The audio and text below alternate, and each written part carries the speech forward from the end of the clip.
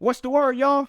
I can't lie, I've been slacking. I feel like, personally, I'm in the dog days of the NBA, which don't even make sense because every single one of these games mattered, and we got like 10 games across the league for every single team, so everybody's fighting for standings. But it feels like right now it's hard for me to come on here or watch the game and tell y'all about this game, and then the next day, everything I said about the previous game don't matter because the team looks dramatically different. I'm going to try my hardest to be more consistent, but here's a video that's an accumulation of a lot of different topics and ideas over the past week or so. All right, the first thing that's on my mind is the Golden State Warriors, and it's been since January.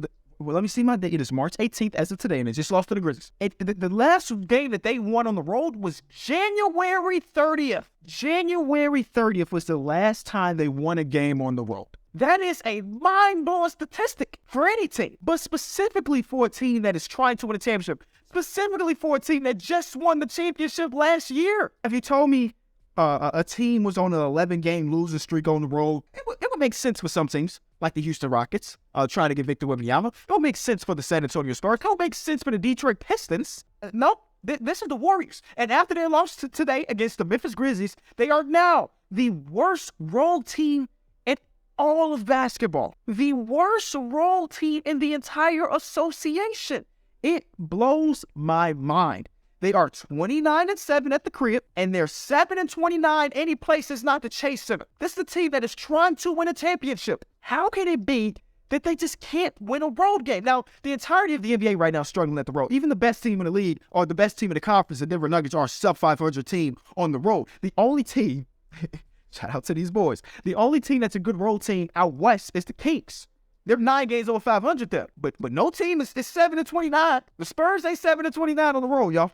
You know what I'm saying? Or they're 6-28.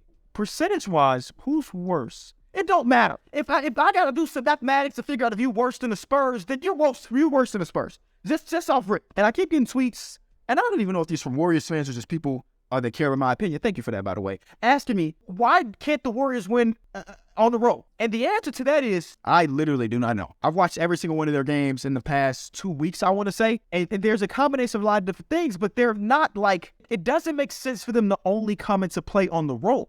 Again, they are 29-7 at home, which is the third best home record in the Western Conference. And the team's in a play-in, and they got the third best home record. So some of the things that I'm watching, it doesn't make sense for this to basically be going for a month and a half, but it is. Now, I've heard some people that are intellectually up there when it comes to basketball look at the numbers and look at the luck percentage, the adjusted luck, boom, boom, boom, and the Warriors are on the road super unlucky. But even super unlucky go win 1 out of 11. You know what I'm saying? So it don't make sense. I watched this game against the Memphis Grizzlies tonight. Just talking about this one. They look very small out there. Jaren Jackson Jr. had a great game, 30-plus points. He was stretching them out, and he was also putting the ball on the floor, guarded by Jonathan Kuminga, getting small ball lineups to get it right to the basket, going over him. The game a couple days ago, Steph Curry had 50 of them things. Ridiculous performance. 50 of them things. Wasn't even a close game. He had to give them 50, and it wasn't close. And in today's game, where he didn't have it on completely, he wasn't the Steph Curry that he's been all season, they don't have a chance. If Steph is not Superman, they don't have a chance right now. So I'm talking to the homies because, I be thinking about these things, and sometimes I'll bounce out ideas off of them. Sometimes I'll bounce ideas off of y'all before I bring it to them. But I was asking them on the podcast, why should I give them the benefit of the doubt?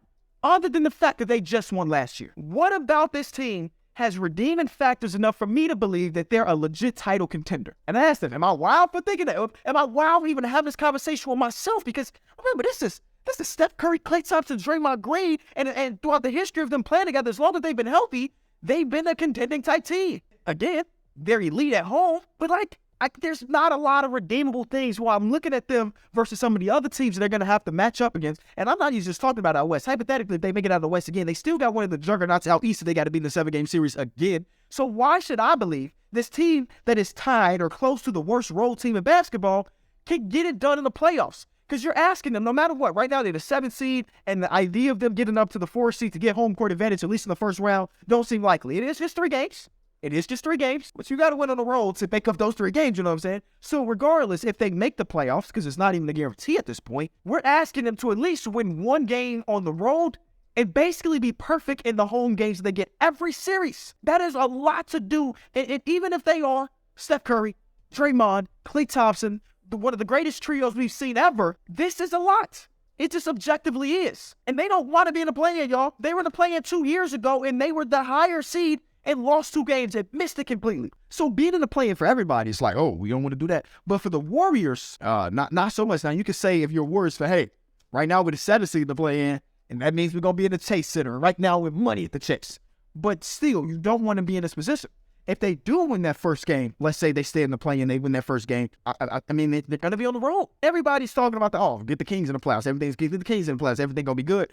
Bro, have we watched the same Kings team? Like I know they don't have the experience that the Warriors do. The Warriors have 4 championships with that core, and some years when they did win, they was in the finals. You know what I'm saying? They have a lot of experience with that core. And the Kings basically have nothing outside of Harrison Barnes. But are we watching this Kings team right now? I know their defense is lackluster at the moment, but they score with the best of them. And they got one of the best home court advantages in basketball too.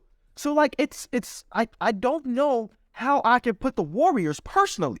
You call me crazy, and I'll accept that. I don't know how I can personally put them in the upper echelon right now, especially considering the big elephant in the room when we talk about the Warriors is we don't know about if wins. I'm not even thinking about the rumors that's out there. I'm not even going to comment on it because I don't believe nothing until it's factual. Will he come back this season? And if he does it, GG's.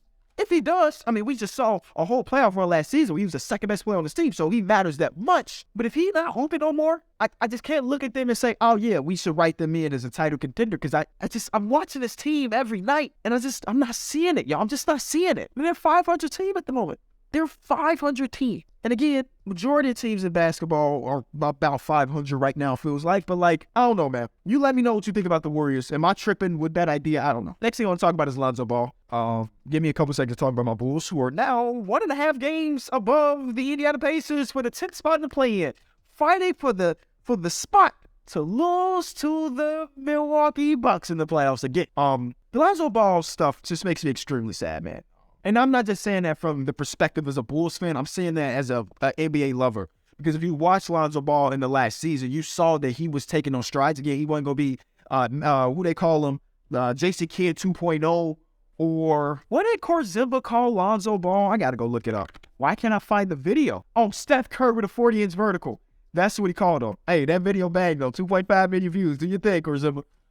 He didn't turn into Steph Curry with a 40-inch vertical or anything like that. But he was starting to take strides for himself. You look at the numbers with him in the projected star lineup for the Bulls, Lonzo Ball, Zach LaVine, DeMar DeRozan, Patrick Williams, and Nikola Vucevic. They played 5 games together. They are 4-1. They had a net rating of 9.6. It's a small sample size, but they were good. And with Lonzo Ball and Alex Caruso on the court together, they were causing havoc. And Lonzo was in the 98th percentile when it comes to catch and shoot threes.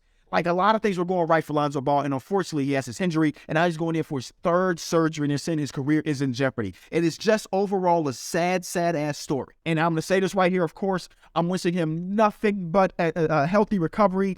Again, not even as a Bulls fan, but just person to person. I hate the idea of somebody losing out on the thing that they love the most. And honestly, as an NBA player, what he loves the most is the game of basketball. I can imagine this YouTube stuff getting taken away from me where I just got to chill and not do it. Like, this is what I'm passionate about. And now Lonzo Ball is going to have two full seasons, 2.5 seasons where he won't be able to hoop. It just sucks. So get well soon, Zoe.